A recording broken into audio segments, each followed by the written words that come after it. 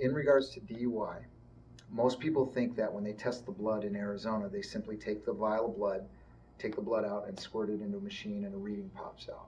It doesn't work that way. What happens is they take your vial of blood and they put it on an auto sampler. It looks like a Lazy Susan, along with 20 other vials of blood. They flick a switch and they leave overnight.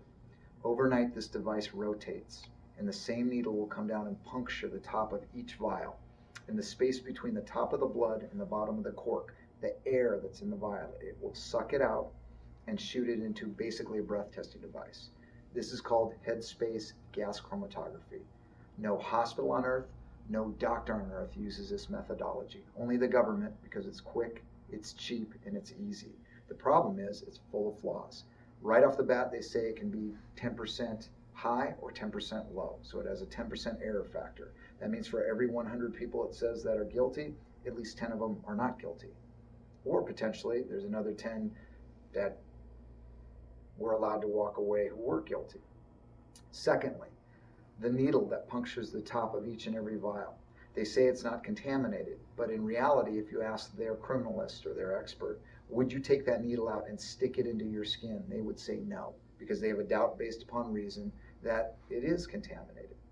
Thirdly, there's a powder inside of each vial of blood. It's an anti-fermenter.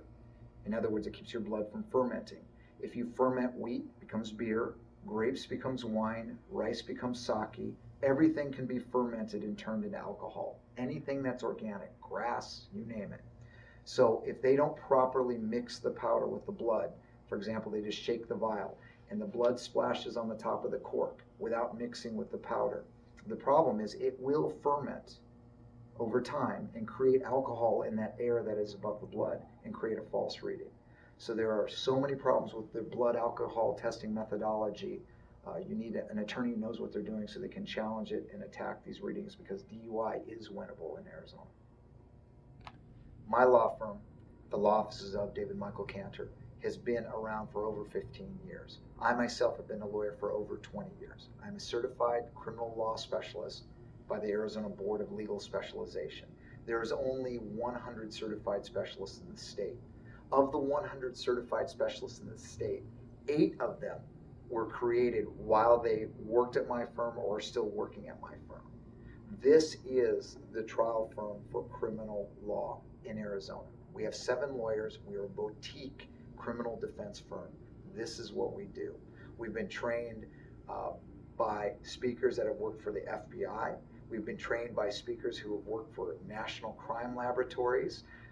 Many of us are former prosecutors. I myself was trained by the Department of Transportation regarding horizontal gaze nystagmus, the eye test used in DUIs, drug recognition evaluation, which is also utilized in DUIs. I have trained judges. In fact, I did a mock trial for 400 judges at one time over the course of 2 days to teach them how a jury trial should look. We've spoken at many seminars. In fact, I have an upcoming seminar in Las Vegas where I'll be speaking with 2 other lawyers and a multitude of doctors. This has to do with child homicide cases. One of the other 2 lawyers is Barry Scheck, who did the DNA testing in the OJ case. So we know what we're talking about. They know we know what we're talking about. The police know what we're talking about. We represent probably more judges' kids, cops' kids, cops themselves. You name it, they know to come to us because we know what we're doing. We fight hard, but we fight fair.